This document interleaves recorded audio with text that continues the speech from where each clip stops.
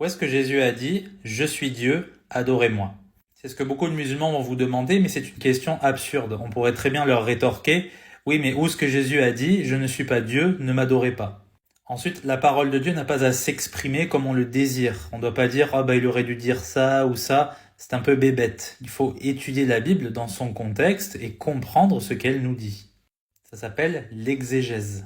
Maintenant, quels sont les versets ? Eh bien, vous connaissez ce verset très connu où Jésus dit « Avant qu'Abraham fût, je suis ». À quoi est-ce qu'il fait référence ? Est-ce qu'il ne savait pas conjuguer ? Bien sûr qu'il savait conjuguer, il fait référence à Exode 3, 14 qui nous dit « Alors Dieu dit à Moïse, je suis celui qui suis », puis il dit « Tu diras ainsi aux enfants d'Israël, celui qui s'appelle « Je suis » m'a envoyé vers vous ».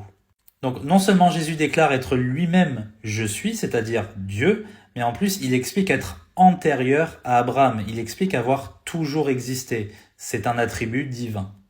Jean chapitre 13, Jésus dit « Vous m'appelez maître et seigneur et vous dites vrai car je le suis ». C'est pas juste un petit maître ou un petit seigneur d'un groupe de personnes, c'est le maître et le seigneur. Parce que rappelons que Jésus a dit « N'appelez personne sur cette terre maître ou rabbi car un seul est votre maître et il est dans les cieux ». Et Jésus a dit quoi aussi ? Eh bien que le Père et lui sont un. Donc Jésus, il est le maître et le seigneur, il est Dieu. Jean 14, 9, Jésus s'adresse à Philippe « Celui qui m'a vu a vu le Père ». Ça ne veut pas dire qu'il est le Père en soi, mais il est la manifestation du Père. Il est Dieu manifesté dans la chair. C'est pour ça que la Bible dit aussi en Jean 1, 18, « Personne n'a jamais vu Dieu le Père, le seul Fils engendré qui est dans le sein du Père est celui qui l'a fait connaître. » Donc Jésus proclame très clairement être Dieu, ce n'est pas compliqué.